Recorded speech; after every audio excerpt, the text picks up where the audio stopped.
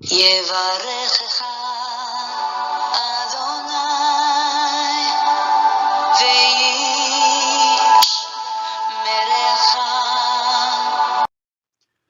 וישמרך. 바레크카 아도나이 베이시메레카. 사랑하는 성도 여러분, 오늘 하루도 전지전능하신 임마누엘의 하나님께서 여러분에게 복을 주시고 여러분을 안전하게 지켜주시기를 축복합니다. 아멘. 할렐루야. 오늘도 어김없이 우리 코에 호흡을 주신 우리의 창조주, 우리의 아버지 여호와를 송축합니다. 우리의 구세주시며 왕이요 주인이 되시는 우리 주 예수 그리스도 그 존귀하신 이름을 송축합니다. 우리 안에서 내주하시며 오늘도 열심으로 아름다운 주의 형상을 만들어 가시는 우리 성령님의 놀라운 은혜와 은총, 또 우리를 인도해 가시는 그 자비로우신 인도하심을 찬양합니다. 오늘 1일 8구 성경 장별 강의 129번째 시간입니다. 오늘은 민수기 12장 말씀을 함께 공부합니다. 오늘 제목의 말씀은 모세의 권위에 도전하는 미리암과 아론, 모세의 권위에 도전하는 미리암과 아론이라는 제목입니다. 우리가 잘 아는 것처럼 이 미리암과 아론이 이 모세의 권위에 도전하다가 미리암이 나병에 걸리는 그 사건, 우리 예수 믿는 사람이라면 누구나 알고 있죠. 오늘 이 내용을 함께 공부하면서 왜 미리암이 나병에 걸렸을까? 왜 미리암과 아론은 이 모세의 권위에 도전하고 또 특별히 이 미리암과 아론이 모세를 향하여 이렇게 그 비방을 할 때에 그 이유가 있었죠. 명분이 있었죠. 그것이 뭐냐면 이 모세가 구스 여인을 취하거든요. 구스 여인을 취하는 이것을 먼저 문제를 삼아요. 그래서 왜 모세 당신은 이스라엘 사람으로서 이방 여인 구스 여인을 취하느냐? 아마 이것을 명분을 삼아서 비방을 하는데 실은 이제 이것은 명분이고 실은 이 모세의 권위에 도전하는 것이라고 성경은 말씀합니다. 그래서 이 모세가 이 구스 여인을 취한 것은 그러면 하나님의 법을 어기는 죄인가 아닌가 이 부분을 우리가 다룰 것이고 이 미리암과 아론이 모세의 권위에 도전한다는 것은 무슨 뜻인지, 그리고 모세를 하나님이 평가하실 때 지면의 어떤 사람보다도 온유하다 이렇게 표현했는데 그것은 무슨 뜻인지 이와 관련된 몇 가지 내용들을 오늘 함께 공부하도록 하겠습니다. 우리가 민수기 11장에서 배웠던 내용을 잠시 한번 상기하고 지나가겠습니다.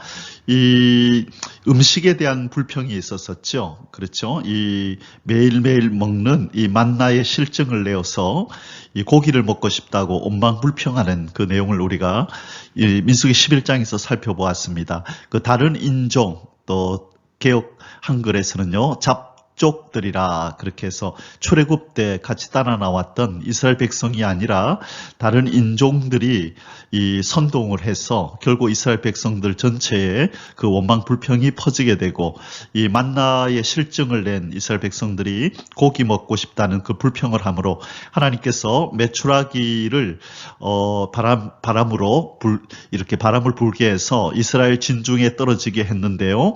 이 거의 90cm에서 그렇죠. 1m, 100cm 가까이 그 높이 되는 그 많은 하루길을 걸을 수 있는 넓이에 그리고 90에서 100cm 센티미터 되는 이 많은 양의 메추라기를 이스라엘 진중으로 그렇게 날아오도록 그래서 내려앉도록 만들었다고 말씀드렸습니다. 그런데 이들의 원망 불평으로 말미암아 이들이 원하는 고기는 주셨지만 이 고기가 그들의 이 사이에 끼어 있을 때 하나님께서 그들을 불로 심판하셨다. 그래서 그것을 하나님의 허용적인 뜻이다. 우리 그 내용을 배웠습니다. 그죠? 그리고 이제 이 원망 불평하는 이스라엘 백성들로 인하여 모세가 힘들어하고 하나님 앞에 간구할 때 즉시 죽여달라고 그가 간구할 때 하나님께서 이전에 앞서 세웠던 70인 장로를 불러서 그들에게 여호와의 신을 입혀서 그 영적으로 성숙하게 하고 하나님을 더 깊이 알게 함으로 모세에게 힘이 되는 협력자가 되도록 만들어준 사건을 우리가 공부했었습니다. 자, 오늘 이제 12장에서는요. 모세가 구스 여인과 결혼하는 것 가지고 이 아론과 미리암이 시비를 겁니다. 그러나 결국 그것은 모세의 지도력, 모세의 권위에 대한 도전이었습니다. 그래서 이 부분에 대해서 모세는 아무 말 하지 않는데 하나님이 나서서 질서를 잡으시고 이 모세의 권위에 도전한 아론과 미리암을 하나님께서 징계하시되 특별히 미리암에게는 나병이 들게 해서 일주일 동안 이스라엘 진영 밖으로 내쫓고 거기에서 그 회개하는 시간을 가지고 그리고 모세의 기도를 통하여 그가 이제 회복되어지고 다시 언약 공동체 속으로 들어오는 그 사건이 오늘 나옵니다. 그래서 오늘은 이 내용들을 중심해서 민수기 12장을 공부하도록 하겠습니다. 민수기 12장의 주제 구절은 8절입니다. 그와는 내가 대면하여 명백히 말하고 은밀한 말로 하지 아니하며 그는 또 여호와의 형상을 보거늘 너희가 어찌하여 내 종 모세 비방하기를 두려워하지 아니하느냐. 자, 지금 이 미리암과 아론이 지금 벌벌 떨면서 하나님 앞에 부복하여 있는 장면이고 이 미리암의 몸에는 이 하얀 이 나병이 들어 있는 모습이 보입니다. 자, 이 비방하는 미리암과 아론에게 모세는 아무 말 하지 않습니다. 그리고 이번에 성경을 읽다가 왜 하나님께서 모세를 지면에서 어떤 사람보다도 온유한 사람이라고 왜 이렇게 표현하실까? 그냥 하신 말씀입니까? 그 이유가 뭐지? 그렇게 이유를 잘 알지 못했는데 이번에 민수기 12장을 공부하면서 왜 하나님이 모세를 지면에서 이 땅에서 가장 온유한 사람이라고 표현하는지 그 이유를 알게 되었습니다. 이 미리암과 아론이 이 모세의 그 결혼 문제를 가지고 시비를 걸고 또 그의 권위 문제, 너만 지도자냐, 우리는 지도자가 아니냐, 왜 너만 그렇게 잘난 체하고 그렇게 다 최고의 지도자인 것처럼 그렇게 행세를 하느냐, 어떤 그런 투로 모세를 대할 때에 모세는 그에 대해서 아무런 변명도 하지 않고 그것 때문에 또 형 아론과 누나 미리암에게 무슨 대꾸도 하지 않아요. 그런데 갑자기 오늘 본문에 그 말씀이 나오는데요. 하나님이 갑자기 저 둘을 데리고 해막으로 나오라 하시면서 하나님이 직접 나서셔서 이들을 징계하시고 모세를 높이 세우시는 그 장면을 보게 됩니다. 그때 하나님이 표현하신 장면이 바로 이 장면입니다. 그는 누구죠? 모세와는 내가 대면하여 명백히 말하고 그를 직접 대면하여 말하는 내 종이다. 은밀한 말로 하지 아니하고 그는 또 여호와의 형상을 보거늘 그 하나님의 친밀한 임재 앞에서 그 하나님과 대화하는 존재라는 거죠. 그런데 너희들이 감히 내 종 모세에게 비방을 해? 라고 하나님이 모세를 두둔하며 모세의 편을 들어주는, 그래서 이 감히 모세의 권위에 도전했던 이 미리암과 아론에 대해서 하나님이 징계하심으로 앞으로 광야 생활에서 광야길을 걸어갈 날들이 많은데 자칫 모세의 권위가 실추됨으로 말미암아 이 언약 공동체 속에서 발생하게 될지도 모를 어떤 어려움들을 미연에 이렇게 방지하고 이 든든하게 모세의 권위를 세워서 끝까지 사명을 감당할 수 있도록 하나님께서 조치를 취하시는 장면이 바로 이 장면입니다. 자, 민수기 12장의 소주제들은 아래와 같습니다. 첫 번째 1절에서 3절까지는 모세를 향한 미리암과 아론의 비방이 나오고요. 두 번째는 4절에서 10절까지 미리암과 아론을 향한 여호와 하나님의 진노하심이 나타납니다. 그리고 11절에서 16절까지는 아론의 회개와 모세의 중보 기도가 있게 되고요. 그것으로 인해서 이 미리암의 나병이 낫고 다시 그 공동체 속으로 들어와서 회복이 되는 역사가 나타납니다. 자, 이 세 가지 주제를 가지고 오늘 민수기 12장을 공부하도록 하겠습니다.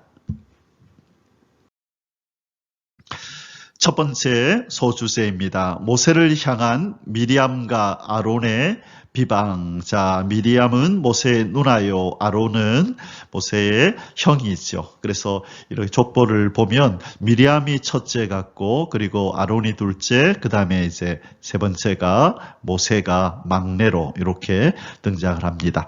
자, 누나 미리암과 형 아론이 이 모세를 비방하는 장면, 우리 1절에서 3절을 보도록 하겠습니다. 1번 구스 여인과 결혼한 모세와 이를 비방하는 미리암과 아론. 자, 구스라고 하는 것은 이디오피아, 이 에디오피아를 의미합니다. 자, 이 여인이 어디서 나왔을까? 성경에서 정확하게 언급하지 않기 때문에 우리가 단언하여 말할 수는 없지만 아마 이 출애굽 때에 같이 이렇게 나온 출애굽 당시에 이스라엘 백성이 나올 때에 여러 잡족들이 나왔다 그랬는데 아마 그 애굽 땅에 있던 그 여인일 수도 있고요. 아니면은 이 광야를 지나는 동안에 또 이렇게 이스라엘 백성들과 이렇게 백성들에게 합류한 이디오피아 여인일 수도 있고요. 그것은 잘 모르는데 어쨌든 이 모세가 이 구스 여인과 결혼을 했다. 그래서 이 부분에 대해서 이제 신학자들이 이 구스 여인이 십보라다 이렇게 이제 주장하는 사람도 있어요. 그런데 이미 십보라는 그 모세가 40살 때, 그죠? 모세가 40세 때 이 미디안으로 도망을 쳤을 때 거기서 만나서 이미 결혼을 했잖아요. 그래서 결혼한 그 사건은 모세가 40세에 이미 나타납니다. 그죠? 근데 지금은 모세가 나이가 몇이죠? 80세가 넘었잖아요. 그죠? 80세에 부름을 받아서 지금 출애굽의 역사가 지나고 그리고 2년이나 지났으니까 거의 지금 82세가 됐을 텐데 지금 그때 결혼을 했다 그랬기 때문에 이것은 십보라가 아니라는 거죠. 그렇죠? 자, 그래서 이 구스 여인을 취한 것은 첩으로 취한 것이냐 아니면 이 십보라 그 부인이 아마 죽었기 때문에 그 여인과 재혼을 한 것인가 이 부분에 대해서도 성경은 명확하게 말씀하지 않습니다. 자, 그런데 이제 오늘 이 1절에서 나오는 것은 이 미리암과 아론이 모세의 결혼을 시비를 걸거든요. 자, 왜 시비를 거는지, 그리고 그 시비를 거는 것이 합당한 것인지, 아니면 모세가 정말 잘못한 것인지, 우리는 그 부분을 짚고 넘어가야 합니다. 자, 본문을 읽겠습니다. 모세가 구스 여자를 취하였더니 그 구스 여자를 취하였으므로 미리암과 아론이 모세를 비방하니라. 자, 구스 여자를 취하였으므로 여기에서 우리가 알게 되는 것은 왜 이방 여인을 취하느냐 이 이유일 수도 있고 아니면 두 번째 당신의 아내가 있는데 왜 첩을 취하느냐 그죠? 취하는가라고 문제 삼을 수도 있죠. 그렇죠? 그런데 이제 일반적으로 이제 신학자들도 생각하기를 왜 첩을 삼느냐 이것을 가지고 시비 거는 것은 아닐 거라고 보고 왜냐하면 지금 이 십보라가 죽었는지 살았는지도 말하지 않고 있기 때문에요, 그죠? 그런데 이제 대부분이 이 구스 여자 바로 이방 여자를 왜 취하느냐 하나님의 법에 위배된다 이 말이에요.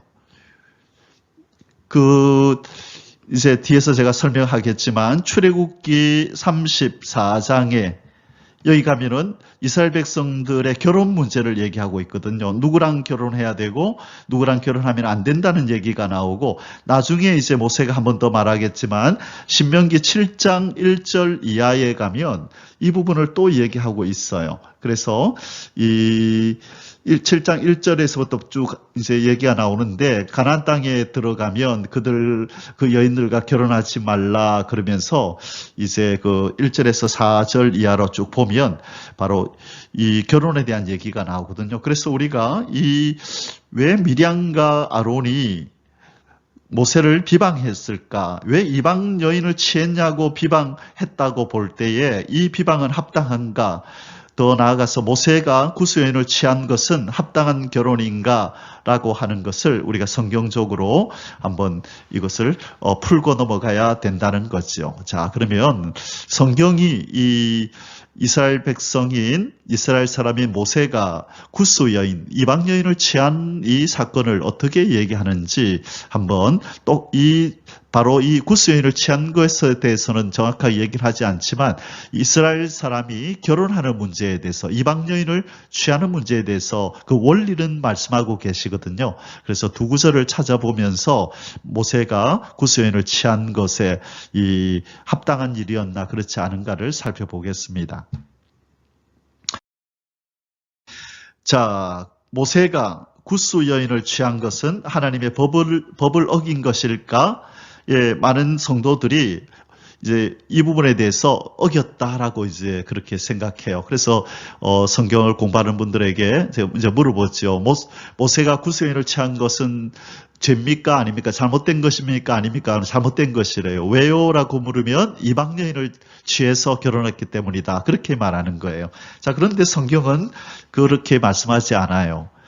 출애굽기 34장에 보면 그 출애굽기에서 그 첫 번째 하나님과 언약을 맺고 언약 백성으로 이렇게 이제 정체성을 갖게 되었는데, 금송아지를 그죠? 만들어서 그 절함으로 하나님과 언약이 깨어지거든요. 그래서 32장이죠, 출애굽기. 그때 모세의 중보 기도를 통하여 다시 하나님이 이스라엘 백성을 용서하시고 그들과 언약을 갱신하신다고요. 언약 갱신. 그리고 나서 언약을 갱신하시고 나서 하나님이 이스라엘 백성들에게 다시 한번 언약 백성으로서 지켜야 될 도리를 말씀하시는 장면이 출애굽기 34장에 나타나는 거예요. 자, 거기서 이제 이 결혼에 대해서 뭐라고 얘기하는지 우리는 한번 성경을 읽어봐야 합니다. 출애굽기 34장 12절에서 17절까지 너는 스스로 삼가 내가 들어가는 땅의 주민과 언약을 세우지 말라. 자, 제가 여기서 분홍 색깔로 이렇게 색칠을 해놓은 이것이 중요합니다. 네가 들어가는 땅의 주민과 언약을 세우지 말라. 자, 네가 들어갈 땅의 주민은 어디죠? 바로 가나안 족속들이죠. 가나안 족속들. 이스라엘 백성들이 거주하게 될 그 땅에 거주하는 이방인들, 그들을 얘기하는 거예요. 그것이 너희에게 올무가 될까 하노라. 자, 왜 그들과 언약하고 서로 상종하지 말래요? 올무가 될까봐. 그들을 가까이 하고 그들을 이웃하여 살면 그들의 하나님 앞에 죄가 되는 망령되는 행실들을 너희들도 본받아 할까봐 그들과 언약도 맺지 말고 상종하지 말라고 지금 하나님이 이렇게 말씀하는 것이죠. 너희는 도리어 그들의 제단들을 헐고 그들의 주상을 깨트리고 그들의 아세라상을 찍을지어다. 너는 다른 신에게 절하지 말라. 여호와는 질투라 이름하는 질투의 하나님이니라. 너는 삼가 그 땅의 주민과 언약을 세우지 말지니 이는 그들이 모든 신을 음란하게 섬기며 그들의 신들에게 제물을 드리고 너를 청하면 네가 그 제물을 먹을까 하며, 자, 가까이 지내면 이들의 우상 숭배에 참여할까. 자기 백성을 이렇게 염려하는 차원에서 하나님 말씀하죠. 자, 이제 16절이 중요합니다. 또 네가 그들의 딸들을 네 아들들의 아내로 삼음으로 그들의 딸들이 그들의 신들을 음란하게 섬기며 내 아들에게 그들의 신들을 음란하게 섬기게 할까 함이니라. 자, 그들의 딸들을 내 아들들의 아내로 삼지 말게 하라. 며느리 삼지 말라는 거죠. 그렇죠? 이 아들들의 그 부인으로 그 이방 가나안 땅의 족속들을 데려오지 말라는 거예요. 이것은 이제 당사자의 입장에서는, 결혼하지 않는 사람의 입장에서는 너는 네 아내를 구할 때 가나안 족속들 중에서 구하지 마라, 아내로 삼지 마라는 말씀도 되는 거죠. 그렇죠? 그래서 왜 이유는 뭐죠? 그들이 섬기는 신들을 음란하게 섬기며 이 이스라엘 백성들에게도 영향을 미칠까 봐 그런다는 거예요. 자, 그래서 17절에 너는 신상들을 부어 만들지 말지니라. 자, 지금 첫 번째 출애굽기 34장 12절에서 17절에서 이 결혼 문제를 하나님이 말씀하시면서 네가 들어가는 땅의 주민과 언약을 세우지 말고 그 땅의 여자들을, 그 딸들을 네 아들들의 아내로 삼지 말라. 자, 어느 땅의 주민과 네가 들어가는 땅의 주민, 곧 가나안 족속들을 하나님이 한정하시는 거예요. 자, 그러면 우리 한 부분을 더 보도록 하겠습니다. 이제 신명기에 가면 모세가, 그 신명기는 그 모압 평지에서요, 이제 모세가 죽기 바로 전에 유언적으로 남기는 이제 세 편의 설교를 담고 있는 것이 신명기이거든요. 여기에는 세 편의 설교가, 긴 설교가 나와요. 그래서 이것을 또 제2의 율법이라 이렇게 부르는데, 이 신명기에 보면 이스라엘 백성들을 향하여 이 오늘 출애굽기 34장에 나오는 내용과 비슷한 내용을 다시 한번 강조합니다. 자, 그 내용을 보도록 하겠습니다. 자, 신명기 7장 1절에서 5절입니다. 내 하나님 여호와께서 너를 인도하사 내가 가서 차지할 땅으로 들이시고, 자, 네가 가서 차지할 땅, 여긴 어디지요? 역시 가나안이죠. 바로 이제 눈앞에 두고 있어요. 요단 강만 건너면 이제 그 가나안 땅으로 들어가게 되는데, 바로 그 강을 건너기 전에 우편에 있던 모압 평지에서 지금 모세가 유언을 남기는 것이죠. 네 앞에서 여러 민족, 헷 족속과 기르가스 족속과 아모리 족속과 가나안 족속과 브리스 족속과 히 족속과 여부스 족속과 곧 너보다 많고 힘이 센 7 족속을 쫓아내실 때에 내 하나님 여호와께서 그들을 내게 섬겨 내게 치게 하시리니 그때에 너는 그들을 진멸할 것이라. 자, 뭐 하라고요? 진멸하래요. 진멸해버리라고 얘기합니다. 자, 그들과 어떤 언약도 하지 말 것이요, 그들을 불쌍히 여기지도 말 것이요, 또 그들과 혼인하지도 말지니. 자, 이제 아주 구체적으로 나오죠. 그들과 혼인하지도 말지니 내 딸을 그들의 아들에게 주지 말 것이요, 그들의 딸도 내 며느리로 삼지 말 것은 그가 내 아들을 유혹하여 그가 여호와를 떠나고 다른 신들을 섬기게 함으로 여호와께서 너에게 진노하사 갑자기 너희를 멸하실 것임이니라. 오직 너희가 그들에게 행할 것은 이러하니 그들의 제단을 헐며 주상을 깨뜨리며 아세라 목상을 찍으며 조각한 우상들을 불사를 것이니라. 자, 여기서 제가 저 7절 말씀이네요. 이렇게 핑크색으로 이렇게 칠해놓은 이 글을 해보면, 또 그들과 혼인하지도 말지니 내 딸을 그들의 아들에게 주지 말 것이요. 그렇죠? 이 며느리도 삼지 말고 사이도 삼지 말라고 말씀합니다. 바로 그러면 지금 이제 다시 우리가 본론으로 돌아가서 이 모세가 구스 여인을 취했어요. 자, 모세가 어떤 여인을 취했다고요? 구스 여인을 취했어요. 구스는 에디오피아 여인이다, 그죠? 에디오피아 여인이에요. 가나안 족속이 아니에요. 자, 그리고 이 여인은 지금 누구 공동체 안에 들어와 있어요? 지금 이스라엘 백성들 안에 들어와서 그들과 운명을 지금 같이 하고 있는 사람입니다. 그렇죠? 그래서 이 모세가 구스 여인을 취한 것, 이 이방 여인이기 때문에 안 된다라고 말하는 것은 그것은 성경적이 아니다라고 우리는 결론을 내려야 합니다. 자, 그렇다면 이 아론과 미리암이 동생 모세가 구스 여인을 취한 것은 왜 이방 여인을 취하느냐 그렇게 말했다면 하나님의 이 법을 잘 모르고 이해를 잘 못한 것이요, 아니면 우리 성경에 나오지 않지만 네 아내 십보라가 그렇게 살아있는데 어떻게 네가 이런 짓을 할 수 있느냐 이렇게 또 말을 했다면 있냐면 몰라요. 그죠? 그러나 성경에는 그런 얘기가 나오지 않기 때문에 어쨌든 우리는 이 구스 여인을 취한 것 이것 자체에 만약에 이방 여인인데 왜 취했느냐라고 그들이 시비를 삼았다면 이것은 성경적이 아니다라는 것을 이 두 구절을 통해서 우리는 알아보았습니다. 첫 번째가 어디였었죠? 출애굽기 34장 이야기 그리고 신명기 7장 요 두 곳에서 바로 어떤 여인과 결혼해서는 안 되는가를 하나님이 말씀하셨습니다. 자, 두 번째로 그러면 이제 이 미리암과 아론이 이 구스 여인을 명분 삼아서 모세에게 이렇게 비방하고 도전했는데 실은 그것은 모세의 권위에 대한 도전이었다는 거예요. 그것이 2절에 나옵니다. 모세의 권위에 도전하는 미리암과 아론 그들이 이르되 자 앞에서 1절에서는 비방했다 그랬죠. 자 비방했다 구스 여인 때문에. 그런데 뭐라고 얘기하냐면 그들이 이르되 여호와께서 모세와만 말씀하셨느냐. 자 모세야 여호와께서 모세와만 말씀하셨느냐 우리와도 말씀하지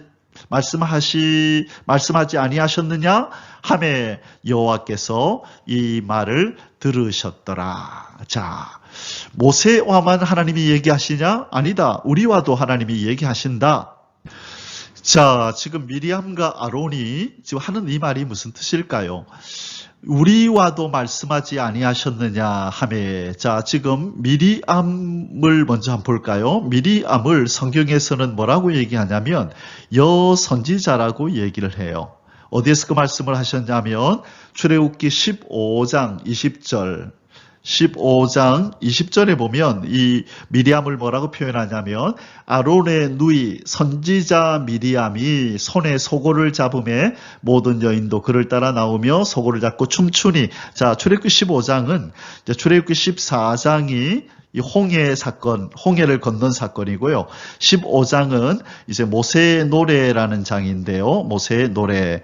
자, 이 하나님께서 홍해를 건너게 하신 놀라운 역사, 그들에게 행하신 기적의 역사를 이스라엘 백성들이 노래를 지어 춤추며 그렇게 하나님 앞에 찬양하는 장면인데 제일 앞장서서 누가 했냐면 바로 미리암이 소고를 가지고 이 악기 있죠. 이 손에 소고를 가지고 이렇게 노래하면서 찬양할 때 그 이스라엘 백성들이 함께 참여했다. 그때의 성경은 이 미리암을 누구라고 부른다고요? 선지자라고 부른다는 거예요. 선지자. 그래서 미리암은 선지자인 거예요. 자, 그래서 이 미리암은 바로 선지자라고 부르면서 하나님이 그를 친근히 대했고 그와도 하나님께서 그 뭔가 이렇게 말씀하시고 교류하였음을 언급하는 거예요. 그 다음에 우리가 잘 아는 것처럼 아론은 누구죠? 아론은 대제사장이죠. 대제사장.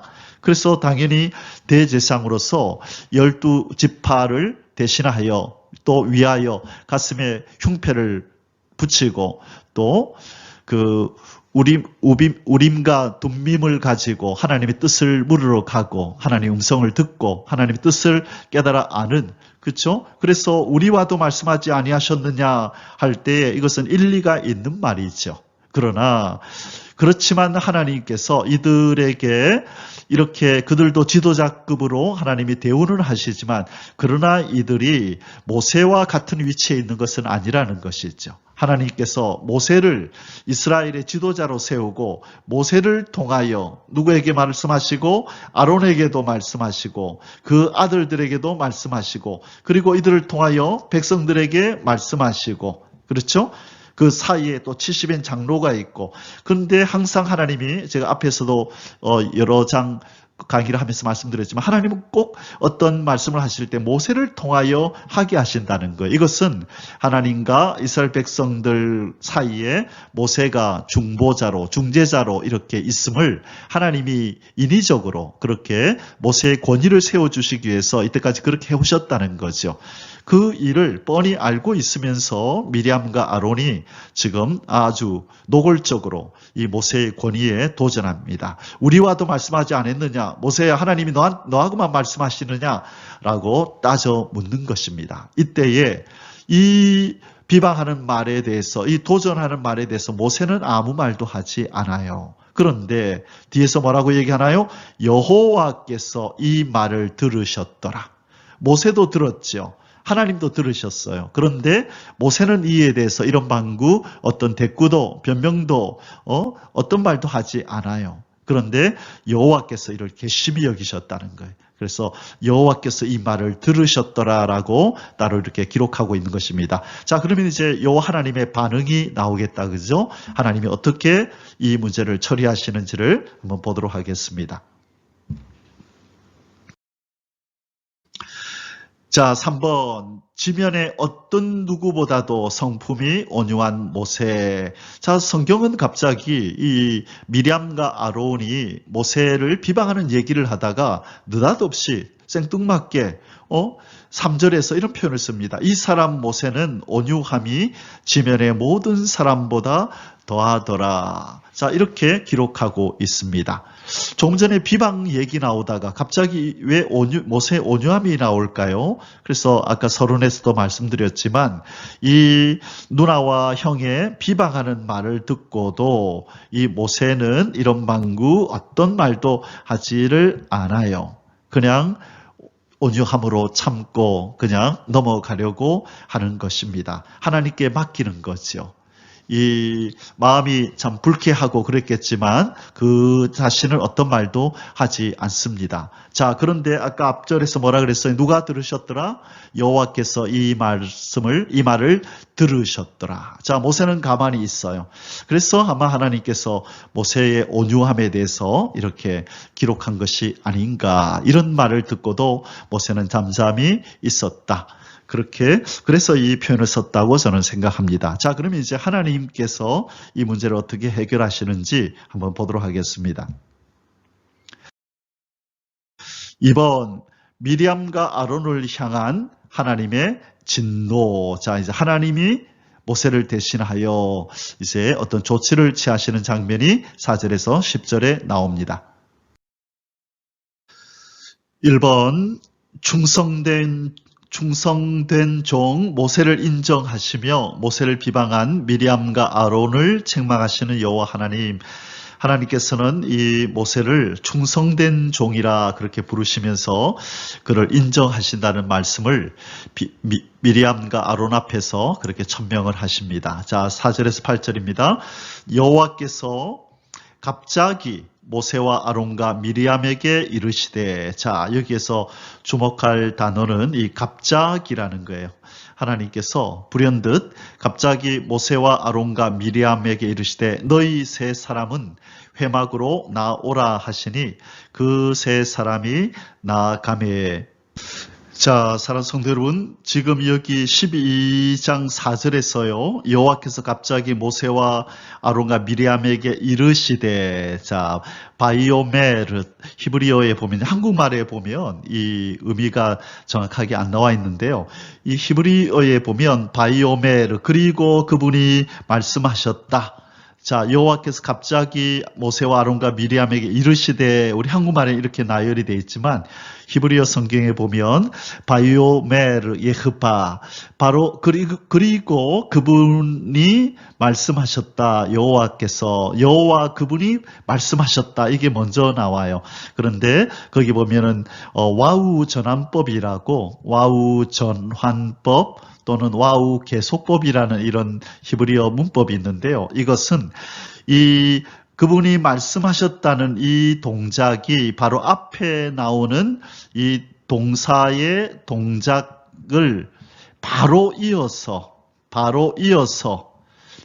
계속하셨다는 것을 강조할 때 와우 전환법, 와우 계속법을 쓰는데요.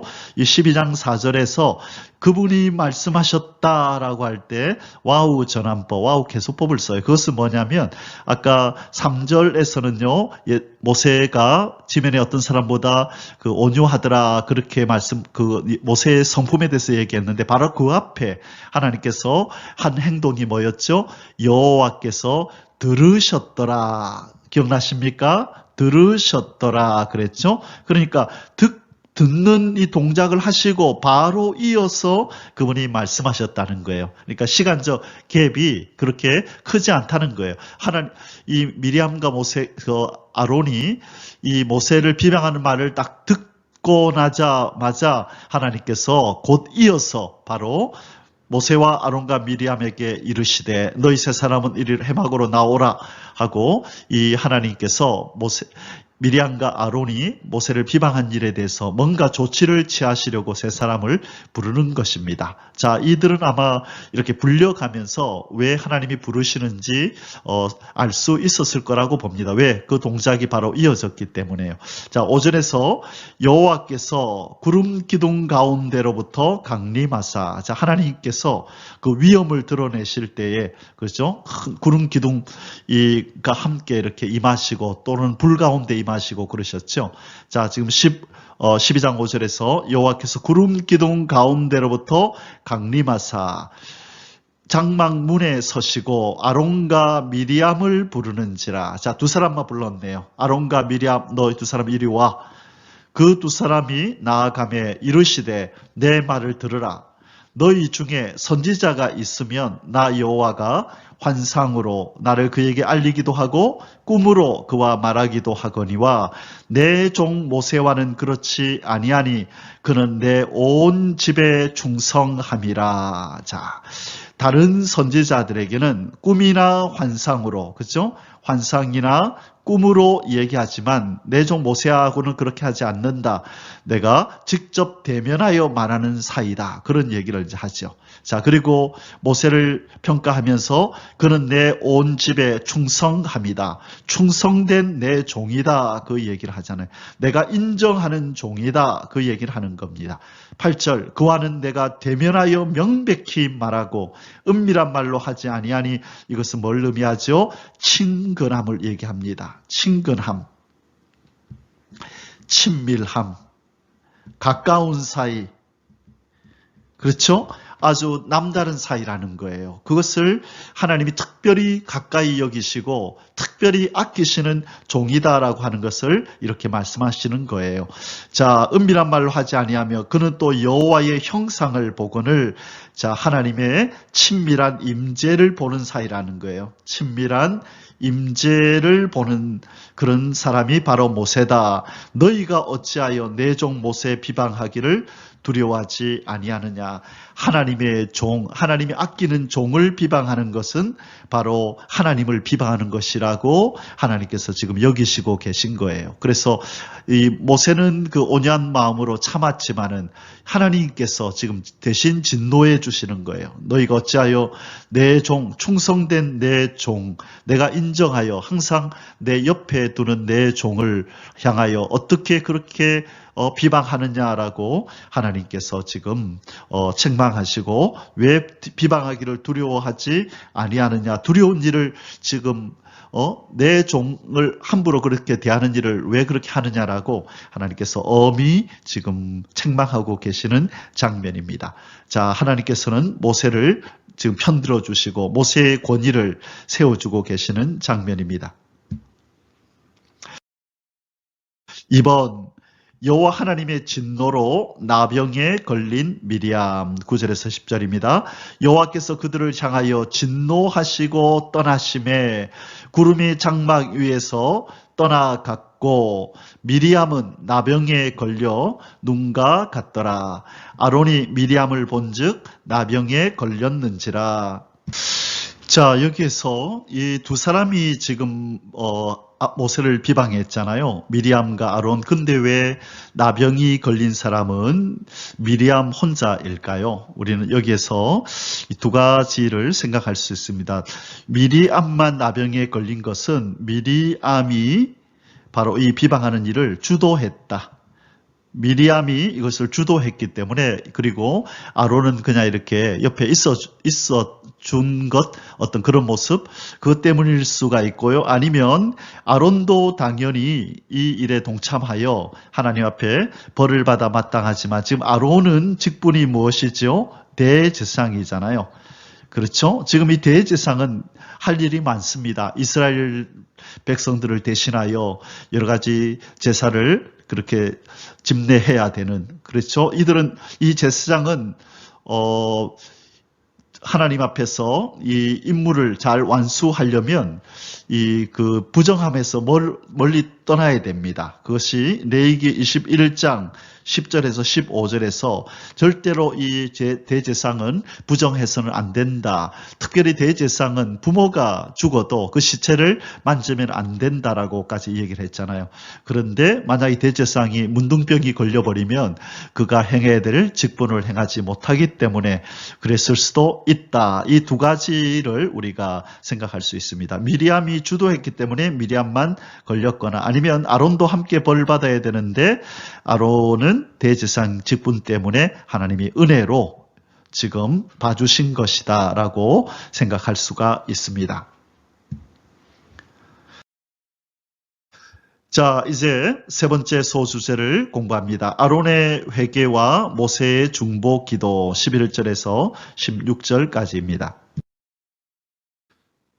1번, 회개하며 미리암을 위하여 모세에게 용서를 구하는 아론. 자, 이제 아론이 즉시 회개하는 장면이 나옵니다. 11절에서 12절에 아론이 이에 모세에게 이르되 슬프도다 내 주여 우리가 어리석은 일을 하여 죄를 지었으나 청하건대 그 벌을 우리에게 돌리지 마소서. 자, 누구에게 지금 간구하죠? 하나님 앞에 구하는 것이 아니라 지금 모세에게 얘기하고 있습니다. 모세를 향하여 뭐라고 부르죠? 내 주여라고. 동생인 이 모세를 향하여 내 주여라고 하며 지금 아론은 자신을 낮추고 있습니다. 자신을 낮추고 있는 모습이 나타납니다. 내 주여라고 하는 것은 그죠? 자기는 종의 어떤 자세로 지금 내려갔다는 거죠. 철저하게 회개하면서 자기를 낮추고 있는 장면입니다. 지금 이제 미리암을 향하여 이렇게 얘기합니다. 그가 살이 반이나 썩어 모태로부터 죽어서 나온 자같이 되지 않게 하소서. 지금 이렇게 문둥병이 나병이 들어서 이렇게 썩어져가는 그 누이를 보면서 지금 이렇게 모세를 향하여 간절히 간구하는 장면입니다. 내 주여라고 부르는 이 장면에서 그가 얼마나 철저하게 지금 반성하고 자기를 낮추고 모세의 권위를 인정하는지 우리가 볼 수가 있습니다. 2번, 미리암을 위하여 중보 기도하는 모세. 자, 아론의 이 간청을 듣고 이제 모세가 드디어 나섭니다. 이번 사건이 있은 이후에 처음으로 입을 열어서 지금 하나님 앞에 기도합니다. 모세가 여호와께 부르짖어 이르되 하나님이여 원하건대 그를 고쳐 주옵소서. 자, 온유한 이 모세가 그를 비방하며 그를 업신여겼던 이 두 사람을 위하여 지금 기도하는 장면이 나오는데요. 자, 특별히 지금 이 누나가 되는 이 미리암의 이 병을 고쳐달라고 하나님 앞에 간구합니다. 3번, 여호와 하나님의 용서와 7일 동안 진영 밖으로 쫓겨난 미리암 14절입니다. 여호와께서 모세에게 이르시되 그의 아버지가 그의 얼굴에 침을 뱉었을지라도 그가 이레 동안 부끄러워하지 않겠느냐? 그런즉 그를 진영 밖에 이레 동안 가두고 그 후에 들어오게 할지니라 하시니. 자, 이 아버지가 그의 얼굴에 침을 뱉는다. 이것이 무슨 뜻일까요? 이 고대의 이 중근동에서 이건 아주 보편화된 관례였습니다. 이 보편화된 관례가 뭐냐면요. 아주 이렇게 중요한 규례를 어겼을 때,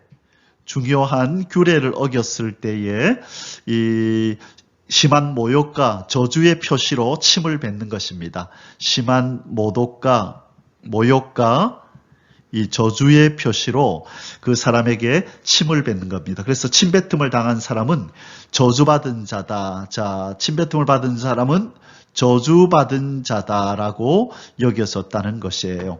자, 특별히 이 아버지가 이 범죄한 그 자식에게 침을 뱉으면 7일간의 수욕 기간을 이렇게 줬다고 합니다. 그래서 아버지가 이 자식에게 침을 뱉으면 이 7일 동안 이 자식은 더럽혀졌다, 저주받았다.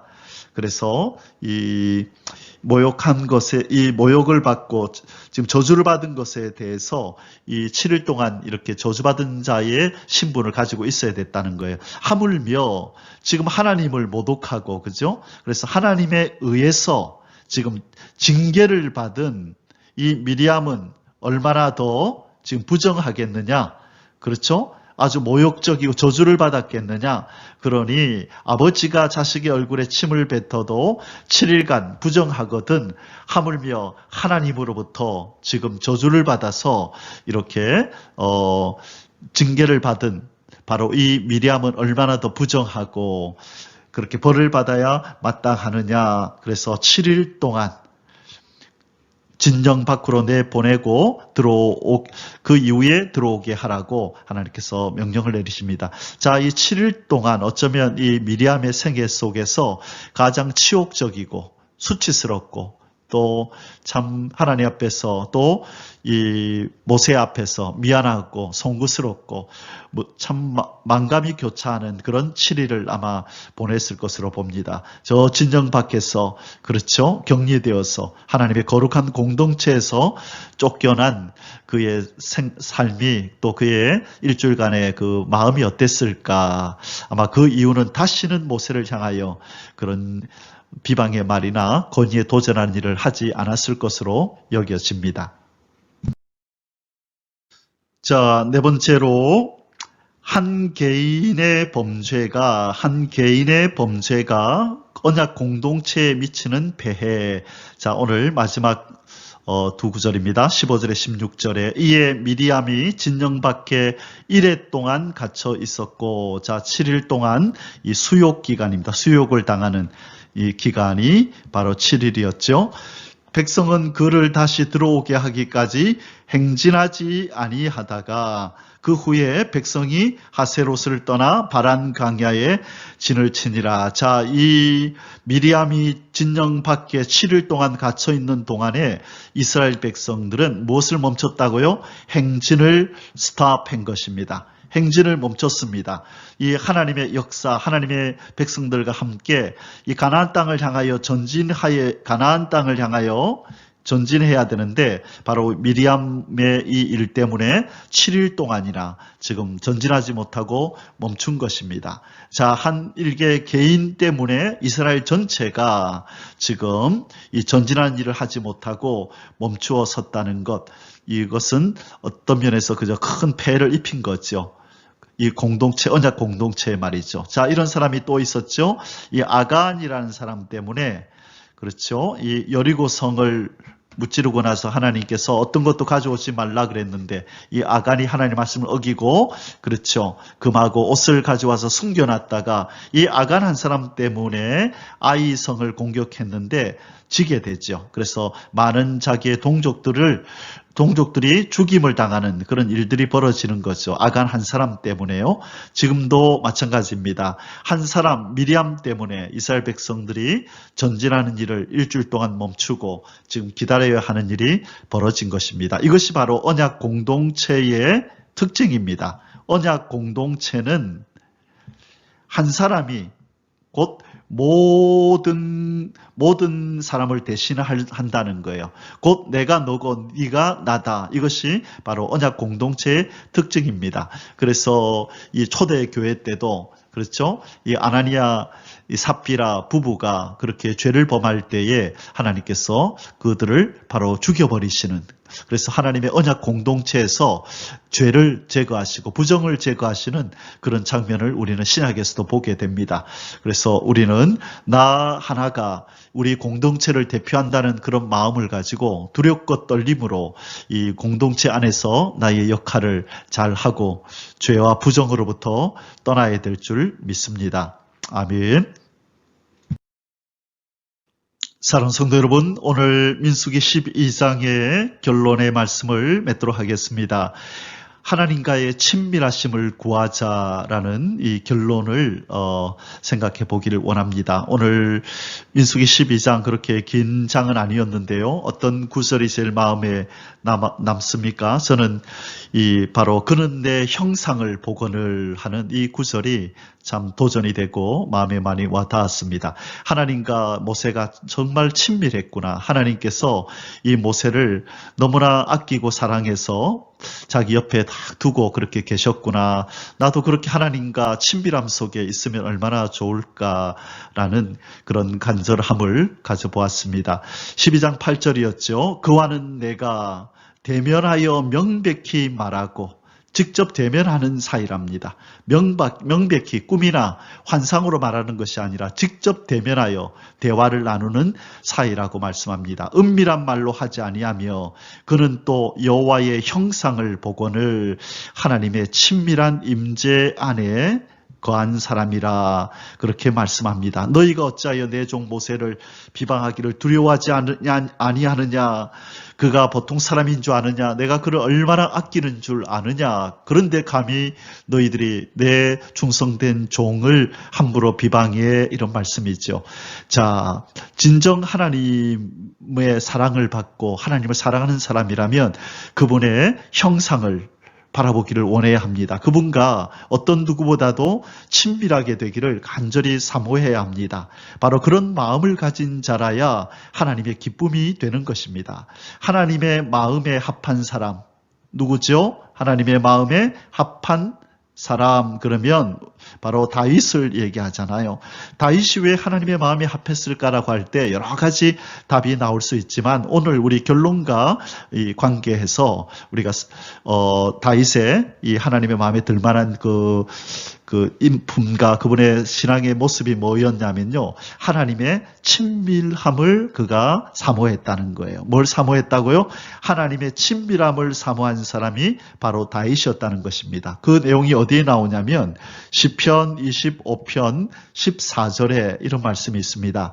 여호와의 친밀하심이 그를 경외하는 자들에게 있으며 그의 언약을 그들에게 보이시리로다. 자, 여호와의 친밀하심이 누구에게 있다고요? 하나님을 경외하는 자, 하나님을 경외하는 자에게 하나님의 친밀함이 나타난다는 거예요. 그래서 우리가 하나님을 사랑하고 두려워하는 마음을 가질 때 하나님은 우리와 그 친밀함을 깊이 나누신다는 것입니다. 자, 다윗이 얼마나 또 하나님을 그렇게 사랑하고 하나님의 친밀함을 그렇게 그가 갈구했는지 어디에 또 나오냐면요, 시편 51편 11절에 자, 이 바세바와 이 사건에서 이 죄를 범한 후에 이 나단 선지자에 의해서 책망을 받고 그가 즉시 엎드려 회개하면서 지은 시가 시편 51편이잖아요. 이 장면에서 그는 이렇게 고백합니다. 나를 주 앞에서 쫓아내지 마시며 주의 성령을 내게서 거두지 마소서. 나를 주 앞에서 뭐 하지 말라고요? 쫓아내지 마소서. 나를 멀리 보내지 마소서. 하나님 임재 안에 하나님과 친밀하게 하나님 안에 거하기를 원합니다. 제발 하나님 나를 쫓아내지 마소서. 그렇게 말하고 있는 것입니다. 이 다윗의 기쁨은 하나님의 친밀한 임재 안에 있는 것이었다는 거예요. 그래서 여호와의 친밀하심이 여호와를 경외하는 자에게 있으며 여호와여 주 앞에서 나를 쫓아내지 마소서, 그렇게 말씀하고 있는 것입니다.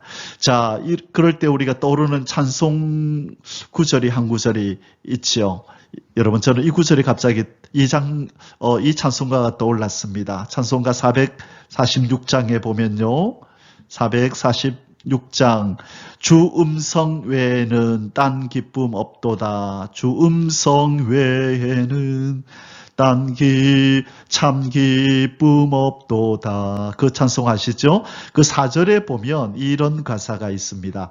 주 떠나가시면 내 생명 헛되네. 기쁘나 슬플 때 늘 계시옵소서. 자, 이 찬송가를 지은 이 작사가는 뭐라고 표현하냐면 주 떠나가시면 주 떠나가시면 내 생명도 헛됩니다. 그렇게 표현합니다. 자, 주님의 임재를 자기 생명보다도 귀하게 여겼다는 거죠. 여러분 정말로 우리가 이 찬송을 부르면서 이것을 작사한 이 사람의 심정으로 부르시나요? 정말 주님이 우리의 생명이고 주님의 임재가 내게서 멀어져 갈 때 생명을 잃어버린 것 같은 큰 병 속으로 질병 속으로 들어가는 것 같은 고통을 느끼십니까? 바로 이러한 간절함이 있어야 모세 같은 하나님과의 친밀함 속으로 들어간다는 거예요. 하나님을 경외하고 주 앞에서 나를 쫓아내지 말라고 하나님의 임재를 그 생애의 최고의 귀한 것으로 여길 때에 하나님은 그 사람과 친밀함을 나누고 그 사람을 가까이 불러서 하나님의 거룩한 임재를 더 깊이 더 많이 보여주신다는 것입니다. 사랑하는 성도 여러분, 오늘 하루 우리의 여러 가지 기도 제목 중에 가장 우선순위에 하나님과의 친밀함 속으로 내가 들어가기를 원합니다. 여호와의 친밀함을 내게 보여주옵소서. 여호와의 형상을 내게 보여주옵소서. 그렇게 기도하며 하나님과 더 관계가 깊어지고 사이가 친근해지고 오늘 온전히 주님과 그렇게 밀접한 사이로 동행하는 그런 은혜롭고 복된 하루가 되시기를 주님의 이름으로 축복합니다. 아멘. 할렐루야. יברך